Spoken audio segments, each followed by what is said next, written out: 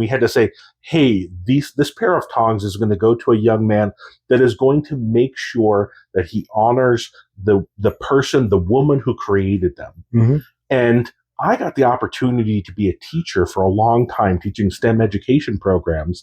And I had young men and women come learn how to do blacksmithing from me, and they got to use the tongs that she created. That's awesome. And I think that it's really amazing that you took that legacy of them passing their knowledge on to you as a young man. And then as you got older, you passed that knowledge on to a lot of young children who, well, not so young children. They were teenagers, yeah. But they would not have gotten that chance. No. And you really made that happen for them. So I think that is it's unwritten storytelling. Yeah. That's really what life is about, is creating a story. Yeah. And that was a generational story. So I have to tell you, Allison, so in the book, they go to a school in Colorado, which is vaguely based on the truth. There is a school there. It's not where I said it was. But Allison is the inspiration for the head blacksmith who owns the school and runs the school. It's Allison. Yeah. So I really enjoyed that. And then something that most people will ride right over is who's the father of modern blacksmithing? The first one who comes to my mind is Mark Asprey, but I know that it is. I can't remember his name now. I'm drawing a blank on it. I know, right?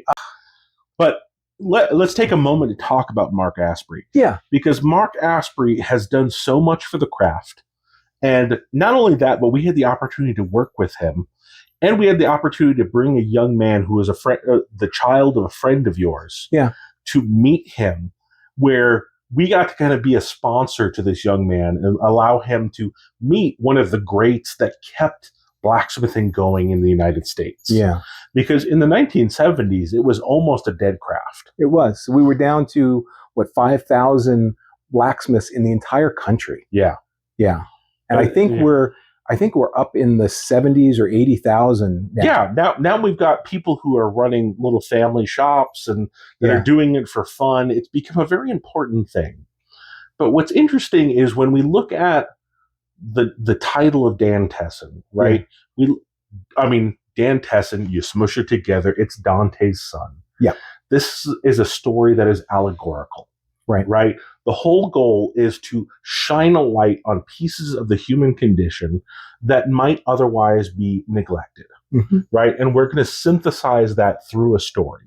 Right. So as you connected your story to the story of Dante's Inferno, how did you meld those two together and create your own modern allegory that allowed you to explore the human condition as it is in the modern world?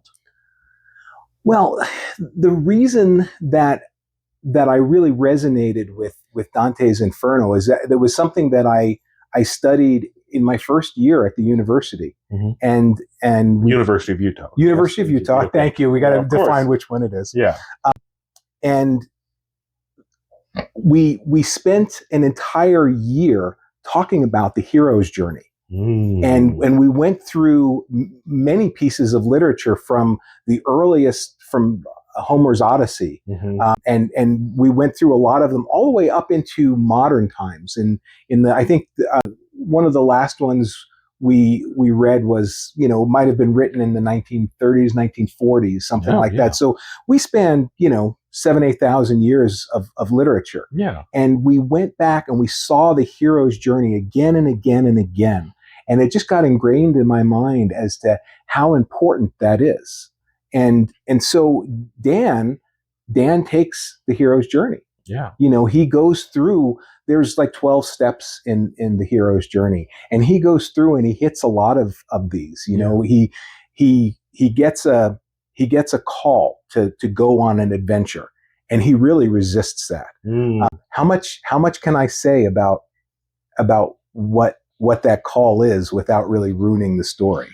I think it's an important thing to talk about right here, and you're supposed to be free with your audience. Okay. There's so much to that story, and there's so many levels to it. I think you can disclose this right now and still leave your readers with something that they're going to grasp onto. Okay. So very early on in the story, Dan is he works for a military complex kind of company, and but in the back of his mind, he's fighting against the atrocities that he sees governments doing, and so he writes political blogs, and calls out the administration of his time, which is 2040. It's in our future. Okay. And I have to say, when people are reading this, that this is not a recent book. Yeah. I started writing this 20 years ago. Actually, I know.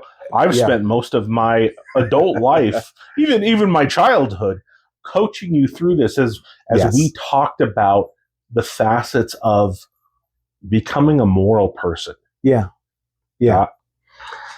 So let me jump back in to Dan.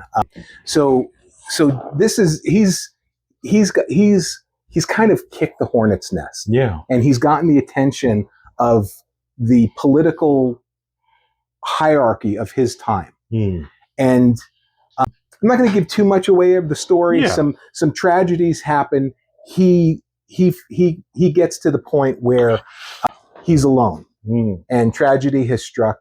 And this is where he's how much power does he have?